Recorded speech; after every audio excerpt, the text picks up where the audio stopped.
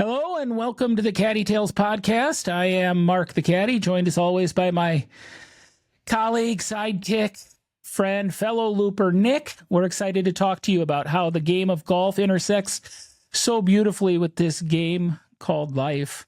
And we're excited to do so, being brought to you by Holderness and Bourne.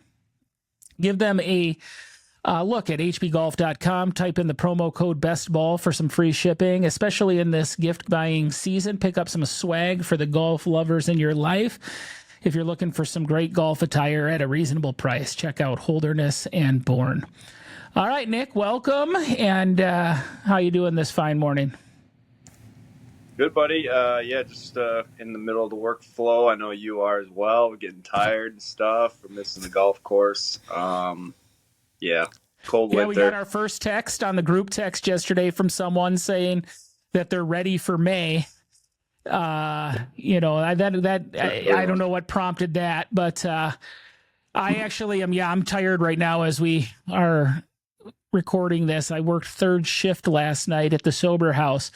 I'm not digging ditches, so I'm not complaining, but I am not built to stay up all night. And so as soon as we are done recording here, I am going to go and sink into my bed and maybe listen to another podcast and drift off to a few hours of sleep, I hope. But with that, I saw the golf season for us still seems far away, but here we go. We had live golf this past weekend, and we kind of started where we finished, where we had so many weekends over the last year, and that is with Scotty Scheffler winning. I was wondering, is it a more sound financial strategy to invest in like Bitcoin or, blue chip stocks or, whatever, just index 500, whatever, or just to take everything you have and bet on Scotty Scheffler every week?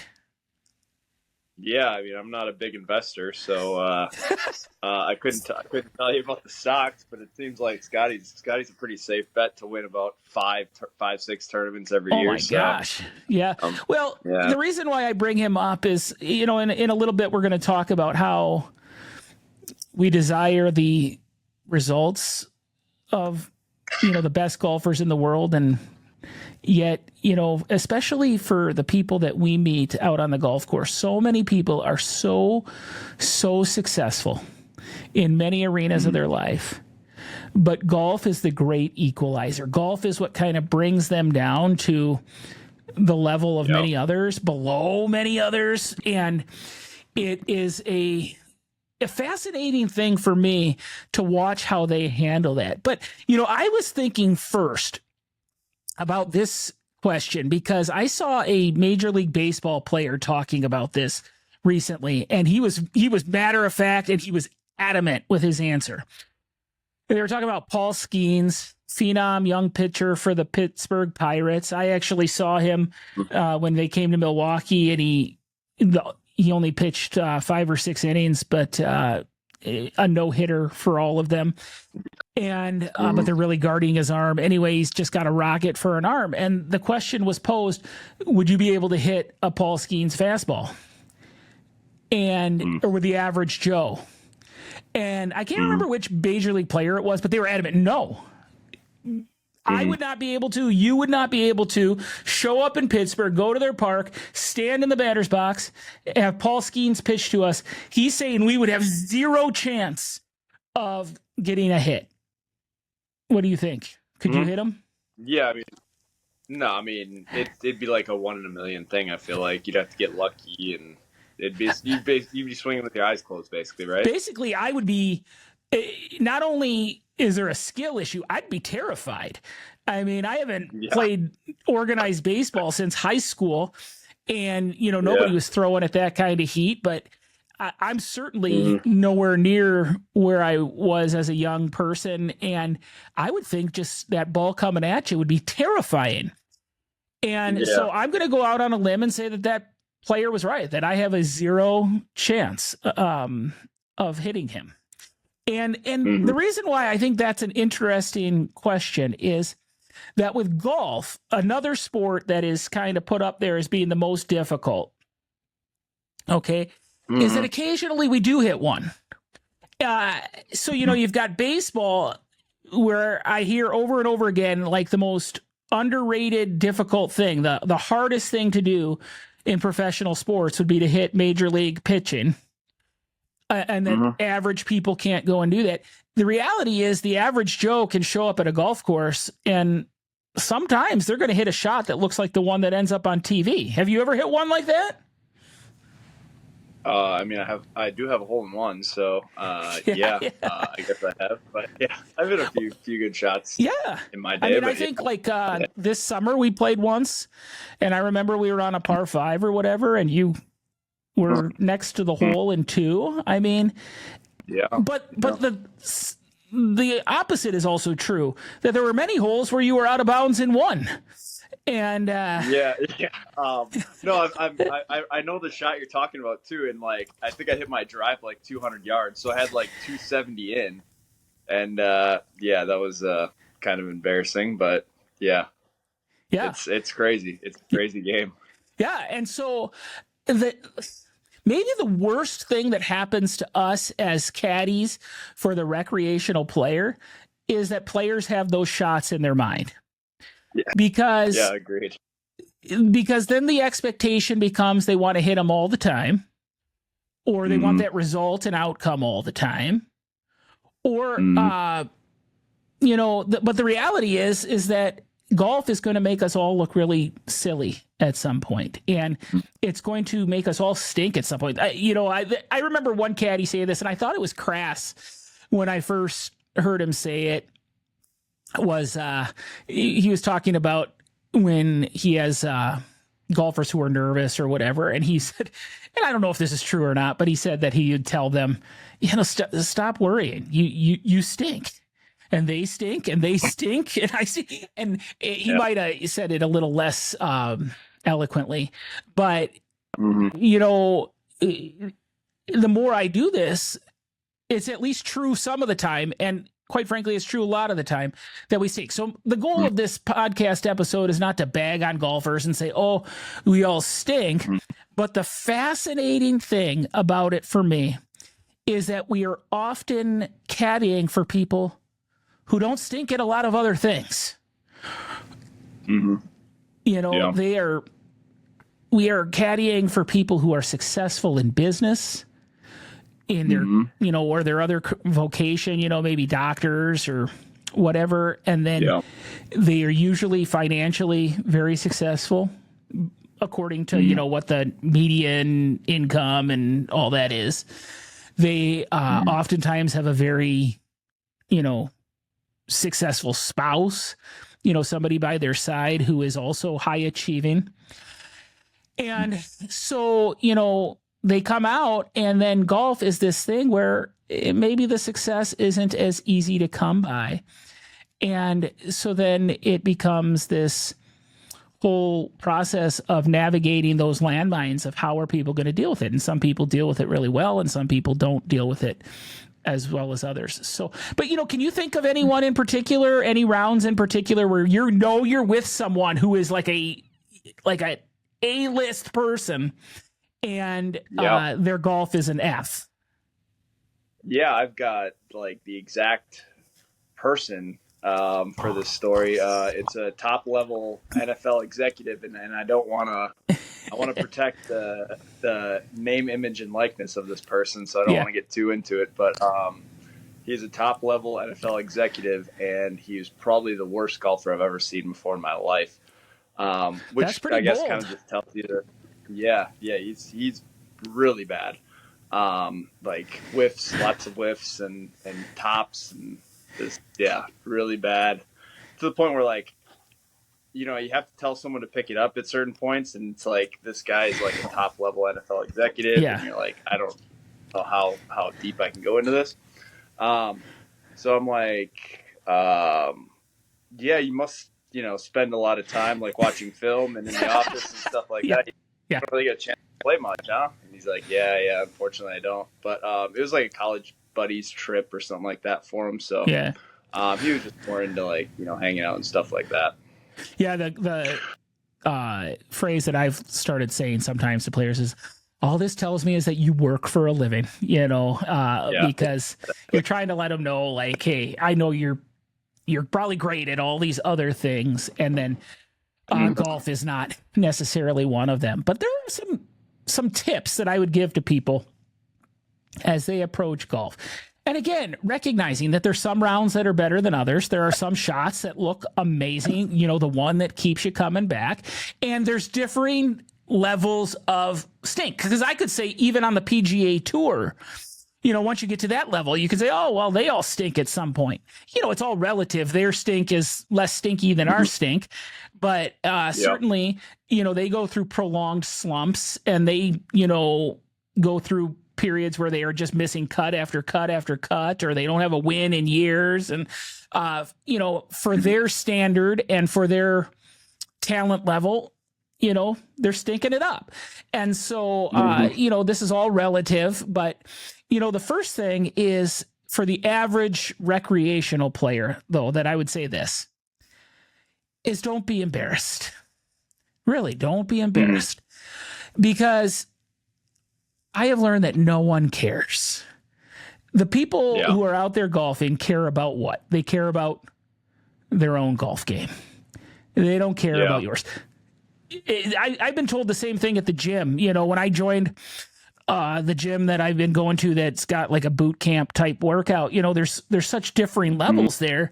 And there's people who are like just absolutely ripped and killing it. And, you're doing burpees and they do 3 for your one, or what, and you're feeling embarrassed. And then you realize they don't even know you're there. They don't even realize it. And I was caddying once. I write about this in Caddy Tales. There was an insurance president that I was caddying for, and he was absolutely terrible, just chunking it around. And the reason why he stands out is because I truly felt bad for him when we were out there, because I could see how much it was hurting his soul, how embarrassed he was. He was hurting. He was really, really frustrated to be in front of like his peers or these people that he was hosting and whatever. So then later on a second loop, I see though that they're having this banquet there for this corporate event that's going on, and the people are cheering him, for whatever reason. I'm sure. I mean, at the end of the day, I said, these people are here getting a multi-$1,000 trip for free. They're probably getting some other recognition from you. They're celebrating something about the company that would allow the company to be flush enough to come and do this. They really don't give 2 hoots if you can hit a golf ball or not. Yeah, no, that's absolutely true. And yeah, like you said, that gym comparison was spot on. Nobody really cares how good you do or anything like that. They just want you to keep up. That's all they really care about. Yeah. So, I mean, you're the one at the gym, Nick, that everyone's trying to keep up with. And, you're in your own little world, though. I really don't watch other people work out. But yeah, just keep up and don't be afraid to pick up every now and again if you have to. And just have fun. Yeah. So, in that case, I remember, the embarrassment, and he's trying to get it together. But the problem is the more you press, the less likely it is to go well. And the answer is to, kind of let it go. And, it's kind of like when you're with your wife, though, and you're arguing and she says, calm down. Well, the last thing that's going to make you calm down is your spouse saying, calm down. And in the same way, telling a high level executive, don't worry about it, or don't be embarrassed, or it doesn't matter. Sometimes it doesn't work. So you got to navigate it delicately and, try to build them up. And so like that phrase that I said, I can tell you work for a living. In a way, you're saying, hey, buddy, I know you're great at other things. Okay. The second thing that I think this is an opportunity for a player is to practice emotional maturity. And to me, probably the number one characteristic in life that I am striving for is emotional maturity. I did not have it in my past career and in my past life, and it led to things far worse than bad golf shots.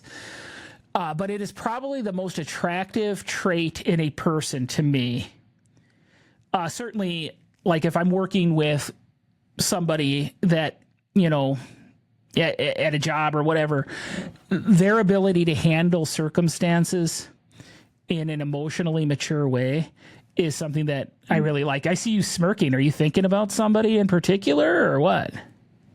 I was just thinking about myself, how I snapped a golf club this past summer, and about how I probably need to work on my emotional maturity as well, unfortunately. But no, that was ridiculous. Now, I might have been taunting you to do it simply because I wanted to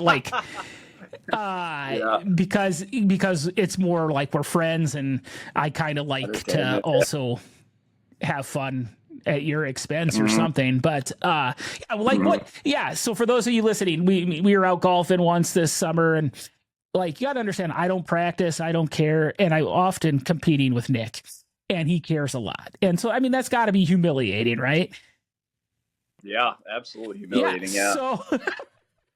So we're out there, and I can't even remember how, what shots led up to it, but you snapped a club. And I'm like, Nick, what good came of that?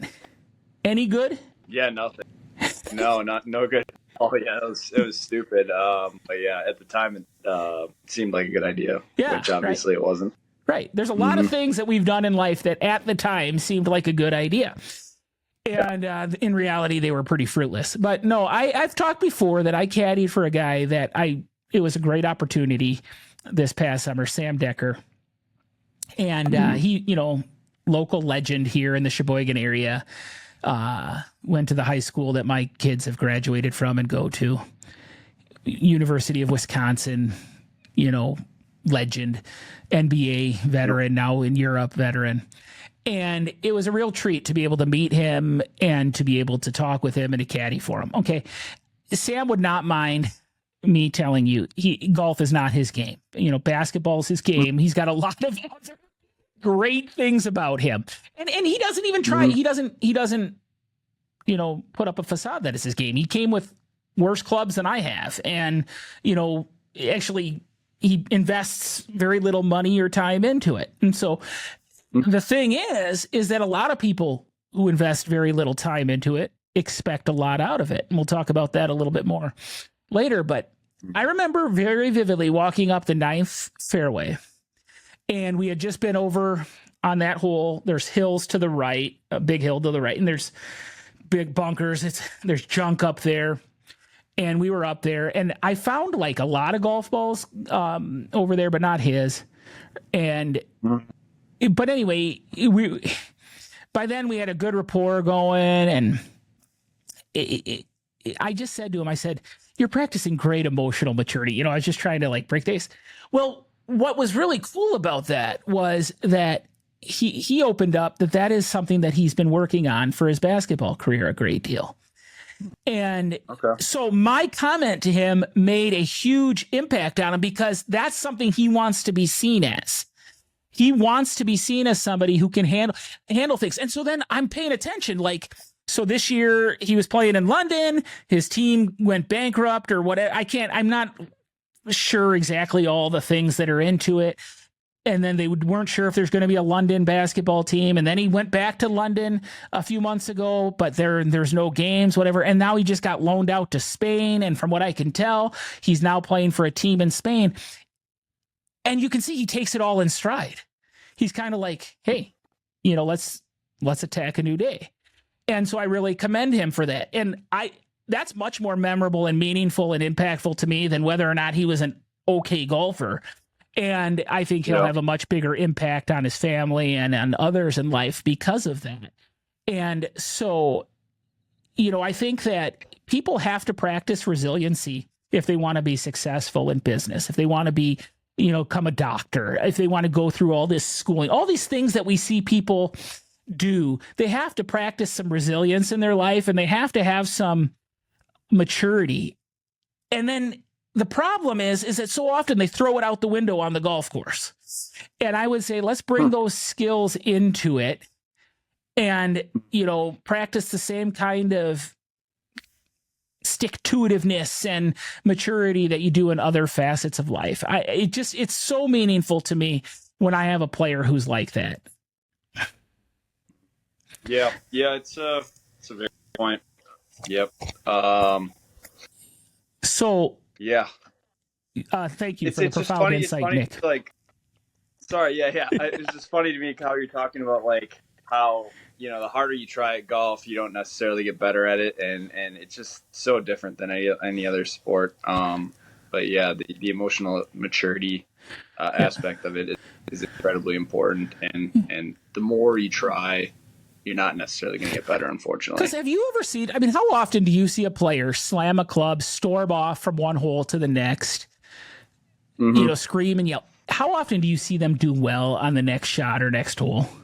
Yeah, it doesn't translate, unfortunately. And you just got to put it behind you and think about your next shot, as you often talk about, right? Yeah, and I watch people like Scotty Scheffler, and you know, he gets a little bit of a bad rap from people because he's not, you know, outwardly expressive enough. And even keel. Don't mistake that for not caring or for not being passionate. And I think some people make that mistake.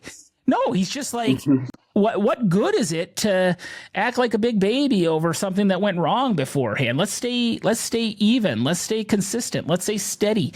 Steadiness is such a invaluable trait. And I would suggest that in our culture and in our society, it's something, you know, the people who don't get too high or too low, those are people worth following and learning from. And I think people should bring that to the golf course more. I think let go of control. Let's talk about that a little bit, is you know, somewhat related to some of this other stuff. But I remember a guy I caddied for, I mean, uber wealthy, hundreds of millions of dollars, actually scrolling TikTok one day. And I saw a TikTok video about him being like, you know, basically from somebody who doesn't like people who make hundreds of millions of dollars. Okay. So, yeah. Wow. You know, so critical, but you know how that is. People who hate rich people or whatever. But he couldn't, I felt like there is not a chance in the world that I would go and work for this guy. Because of how intense and how much he was so controlling and so not fun to be with. And, you know, you could see how he kind of ran his life and stuff. But the thing was, I actually was out with him and his group 2 loops. And I caddied for his sons, like in the second one. And by the end of the second one, the nice thing about it is, you golf 10 hours, you're out on these world-class golf courses. Eventually reality sets in and you kind of let it go a little bit. So as the day went on and he realized it became a little bit easier to work with him and to be around him. Mm-hmm. Yeah. It's kind of weird how that works out, right? Like people get tired and they start to care less and just ease up a little bit. You kind of wish that would happen at the beginning of the round, don't you? Yeah. So, okay, now I touched on this earlier, but this is one that I laugh at. And I think back to our conversation with Kevin and Bill last week, the starters who we had on a previous episode of the podcast. And they were talking about players who will grab their clubs and go do a few practice putts instead of listening to their spiel at the starters table. And sometimes you're having people get out of the car, get their clubs out, and there's 10 minutes, 15 minutes to their tee time. They're hitting a few putts. And they're expecting to then go on the golf course and make every putt. And you know, these as though these 3 putts you do while the starter's giving their talk is going to make you a world-class putter. Okay. And so I think a huge thing for really, really successful people is when it comes to golf, don't expect the same results on the golf course that you get in all the other areas of life that you spend tons more time and effort. You know, why would you expect out of golf any more than you are able to put into it? And if you're working 60 hours a week and you have a family and whatever, your golf game is going to be commensurate with that reality. And so don't, you know, have these ridiculous expectations. And you see that all the time with people who are, presidents of companies or CEOs or, retired guys who used to run a company or whatever, is that their expectation of how they are going to do out on that golf course is so out of whack that it sets them up for frustration and failure. Mm-hmm. Yeah, no, I mean, like we were talking about before, like when you're like trying to diffuse a golfer that maybe might be running a little hot. I heard a caddy say one time, like, how many thousands of shots did you hit on the range this week to like a player that stunk? And the player's like, what do you mean? I didn't hit any thousands of shots on the range. Yeah, exactly. I hit 1,000 shots this week, and I'm like a scratch golfer. So, and that's kind of the translation, right? And I guess I remember with the Ryder Cup seeing guys go right from their match over to the driving range. And for some reason that struck me. I don't know what I was expecting. I guess I should know these guys are constantly hitting balls and whatever. But there's also that part of me that's like, oh, by this point in their career, they don't need to do that anymore. And, that's not really true. And they got to keep at it and keep at it and keep at it. And so they have the time. This is their job. And they're spending 10 hours a day hitting golf balls. And you combine that with their natural ability. And of course, they're going to have a consistency and skill level that's so far from us. And so why would we expect to even... So the fact that we started this by saying sometimes we do hit one that looks like they do. The fact that we ever hit one that's like they do is a miracle. Yeah. Agreed. Yeah. Completely agree with that. Because think about it. What other sport? Like, okay, you put me in a football uniform today, and you say you're the left tackle, and Aiden Hutchinson is going to be the defensive end. I'm never actually going to be successful blocking him, even with his broken leg. But certainly, like when he's at full health, I'm never. Yeah. He's going to run over me every single time. Paul Skeens on the pitching mound. Yeah. He's going to strike me out every single time. Or I might tap one into the infield. Basketball. I will never, ever go and play somebody like Shaq and beat them in a game of one-on-one. Never. And so in golf, we are actually afforded the mercy and grace to occasionally hit that shot that keeps us coming back. So instead of maligning or being upset or frustrated, let's just be in awe that the golf gods give that to us. It's just a different way of looking at things and celebrating the game. And I just say, embrace reality. It's hard, but it can be fun, even, despite that. So yeah, it's neither you or I are at the peak of our, profession.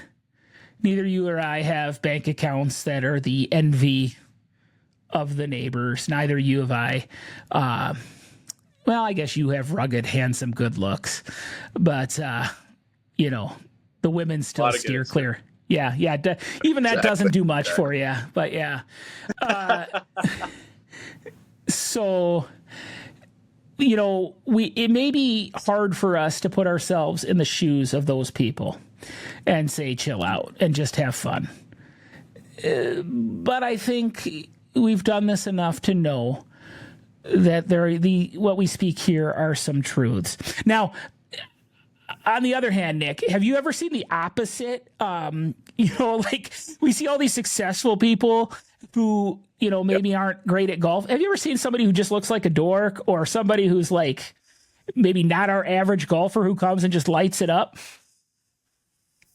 Yeah, I mean, I think I've told this story about this guy before, but this guy came up to me one time, just completely unassuming. Like, I looked at his clubs.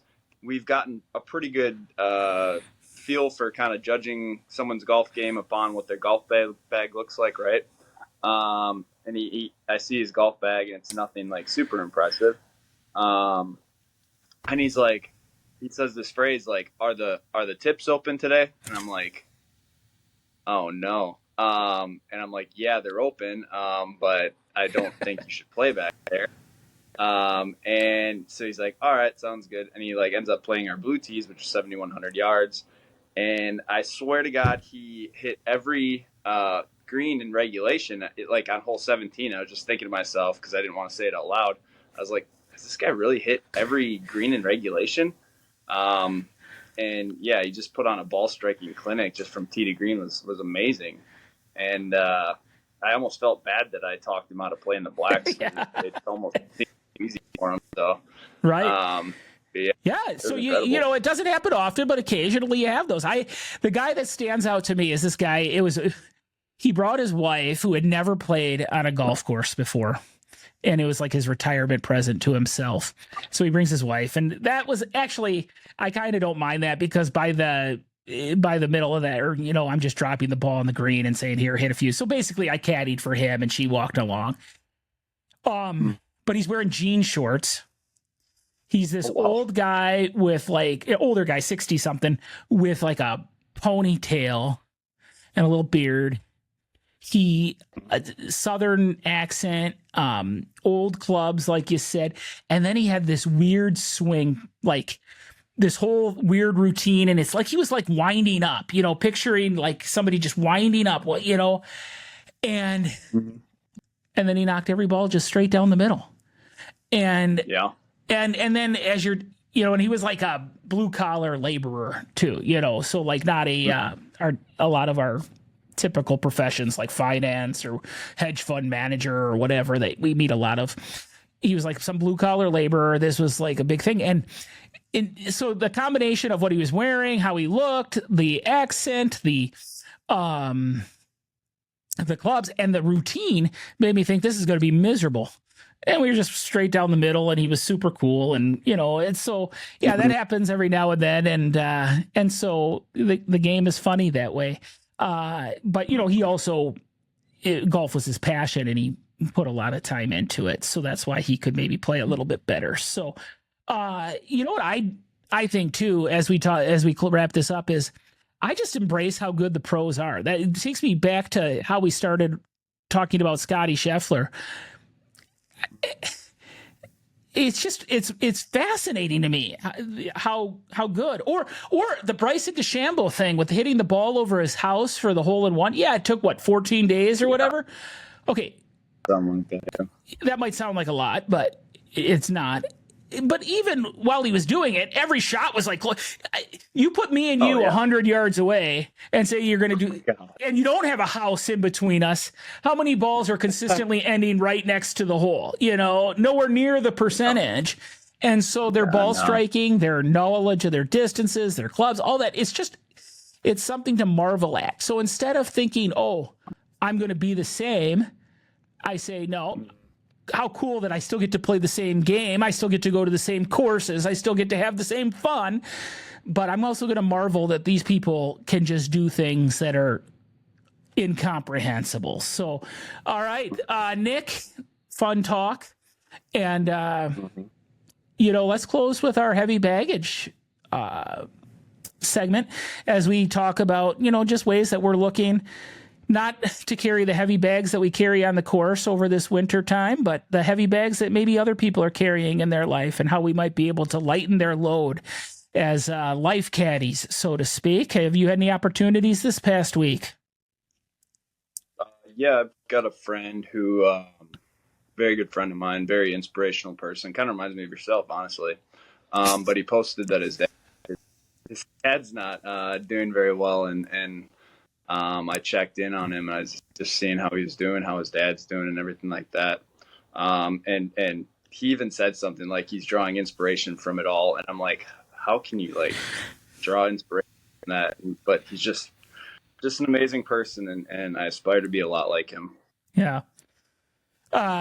Very good. And as you try to walk alongside other people, you're blessed as well. Something just kind of trivial this week. I'm going to mention I bought pizza for the guys at the sober house the other day. And I don't say that to say, what a good guy or whatever, but to say sometimes it's the little things. You would think I bought them all new cars, or, just the genuine thanks they had from getting pizza instead of whatever they had at the house. 'Cause on the weekends they don't get prepared meals during the week they do for dinner, but not on the weekends. And so they kind of fend for themselves. And so Sunday I was working the second shift and we were going to watch some football. And I'm like, let's get some pizza.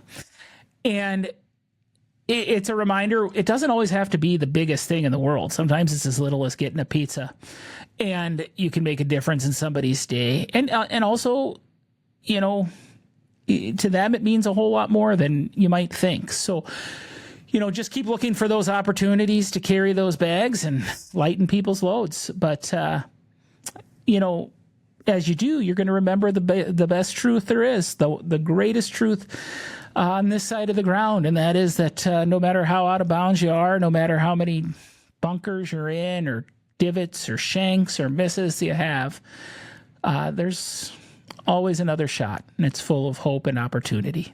So take yours.